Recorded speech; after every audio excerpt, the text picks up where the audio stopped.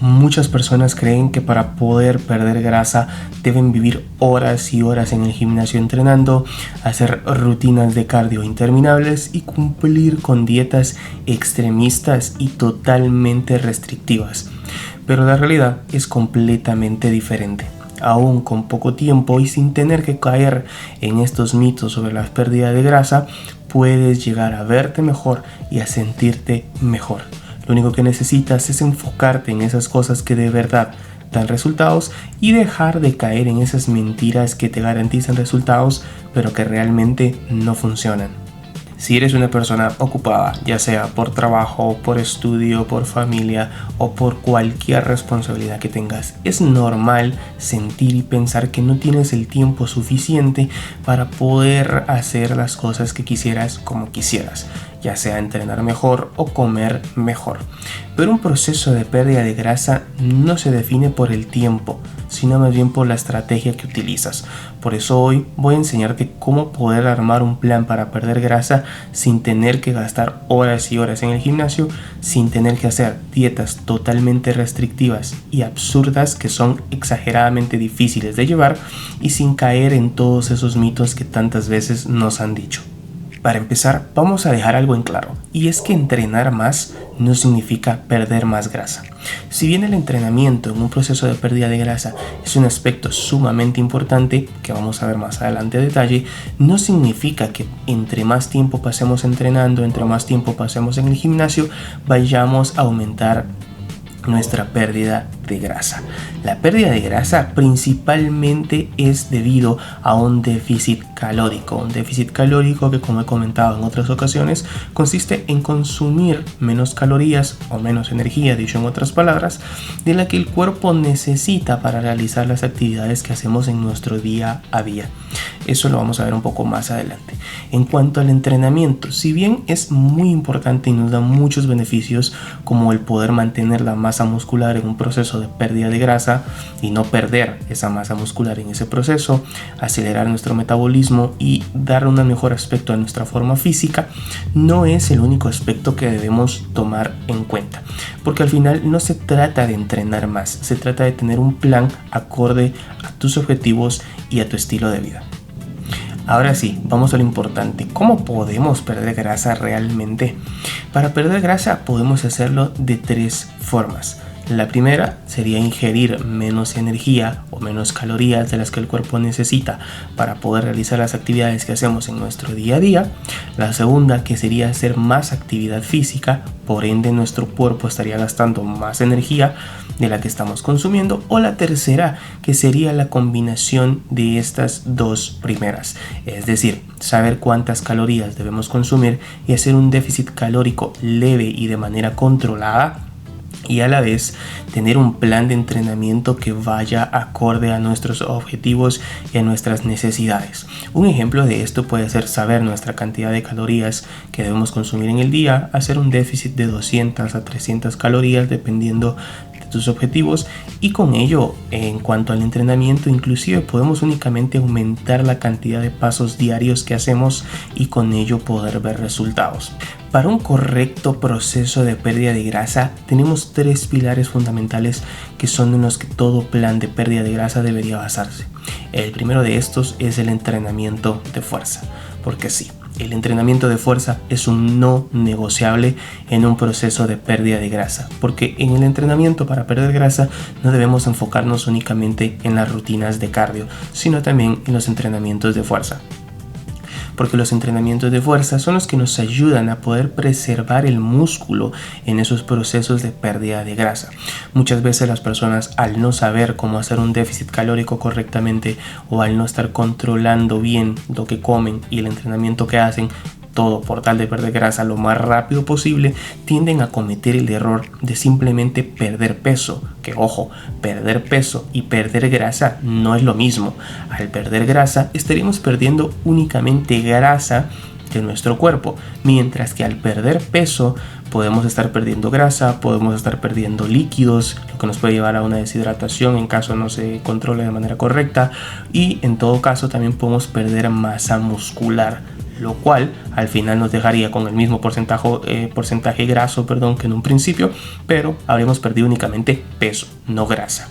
Por ello el entrenamiento de fuerza es muy importante, puesto que nos ayuda a poder mantener el músculo en ese proceso. Otro punto muy importante del entrenamiento de fuerza es el punto estético que nos otorga al momento de perder grasa. Para poder sentirse mejor y para poder verse mejor y estar más saludable, es necesario preservar el músculo que tenemos en el cuerpo. Por ello, el entrenamiento de fuerza es un no negociable en todo proceso de pérdida de grasa, que a su vez también nos ayuda a poder evitar caer en ese look o en ese estilo de gordiflaco, de que no se tiene tal vez mucha grasa, pero se tiene estómago, no se tiene músculo, lo cual el entrenamiento de fuerza es la clave para poder llevar un proceso de pérdida de grasa de manera correcta. El segundo pilar en un proceso de pérdida de grasa de manera correcta y sin complicaciones, sin lugar a dudas, es la cantidad de pasos diarios. Una herramienta que muchas veces no es tomada en cuenta, muy subestimada, pero que tiende a ser uno de los pilares más fundamentales y de mayor impacto en esos procesos de pérdida de grasa. Nos enfocamos únicamente en el entrenamiento y en la alimentación, pero todas las actividades que realizamos durante el día al final también terminan siendo un gasto energético para el cuerpo, entre ellos caminar. ¿Cómo podemos entonces aprovechar ese gasto energético en actividades que ya realizamos en nuestro día a día para poder perder grasa? Caminando más, como es en este caso, aumentando la cantidad de pasos diarios. No es necesario hacer una cantidad de pasos diarios exagerada. Puedes tener un control más o menos de cuánto estás haciendo actualmente e ir intentando subir 500 pasos más, 1000 pasos más, dependiendo cuántos estés haciendo, y poder llegar a redondear un número de más o menos 10.000 pasos al día. Pero ¿cómo podemos aumentar esta cantidad de pasos al día sin tener que hacer alguna rutina de entrenamiento, ya sea correr o salir a trotar o algo similar? Simplemente podemos hacerlo con pequeños cambios en nuestra rutina. Por ejemplo, en el supermercado, poder parquear el auto un poco más lejos. Si podemos salir a algún lugar a hacer algo que debamos hacer y podemos ir caminando, hacerlo caminando en lugar de utilizar un vehículo. O en el caso de las personas que hacen home office, una de las mejores compras que pueden hacer es una caminadora de escritorio. Esto, acompañado de un escritorio que tenga altura ajustable, puede ser una gran herramienta para poder aumentar la cantidad de pasos diarios, inclusive mientras estamos trabajando. El tercer pilar para un proceso de pérdida de grasa de manera eficiente y sencilla es la nutrición. Mantener un plan de nutrición que esté acorde a nuestro estilo de vida y a nuestros objetivos. Vamos a resumirlo en tener una nutrición o alimentación simple, basándolo en 3 reglas muy importantes. La primera, priorizar las proteínas. Anteriormente mencionábamos que era muy importante poder mantener el músculo, preservar el músculo en un proceso de pérdida de grasa. Para ello debemos priorizar las proteínas en nuestras comidas para poder favorecer esa preservación del músculo a pesar de estar haciendo un déficit calórico. La segunda regla que debemos tomar en cuenta es el volumen de lo que estamos comiendo. Debemos aprovechar a poder comer alimentos que sean grandes en volumen, pero que sean bajos en las calorías que nos aportan. Un ejemplo de esto puede ser comer frutas o vegetales que tienden a ser bajos en calorías, pero que en volumen en nuestro plato o en cantidad tienden a ser mayores y nos ayudan a poder mantenernos más saciados a lo largo del día. Y la última regla que debemos tomar en cuenta para esta nutrición simple en un proceso de pérdida de grasa es no tomar calorías. ¿A qué me refiero con esto? A todas esas bebidas azucaradas, que en muchas ocasiones tienden a ser bebidas con muchas calorías, que las personas, al no estar masticando o al no ser un alimento sólido, no lo toman en cuenta como calorías, pero al final sigue siendo un aporte de energía al cuerpo y son muchas veces las responsables de que los procesos de pérdida de grasa fracasen. Ya vimos todos los puntos que sí importan y que sí marcan diferencia en un proceso de pérdida de grasa, pero también veamos todas esas cosas que no importan en un proceso de pérdida de grasa, o que muchas veces hemos caído en esos mitos o esas ideas totalmente erróneas y equivocadas, que en lugar de ayudarnos en ese proceso de pérdida de grasa, inclusive pueden hacernos tropezar y arruinar todo nuestro plan y todo nuestro progreso. Entre estas podemos mencionar algunas como el no cenar, porque la comida por la tarde o por la noche suele engordar más, cosa que es totalmente falsa. Las mismas calorías que tiene un alimento por la mañana son las mismas calorías que va a tener el alimento por la tarde, al mediodía o por la noche.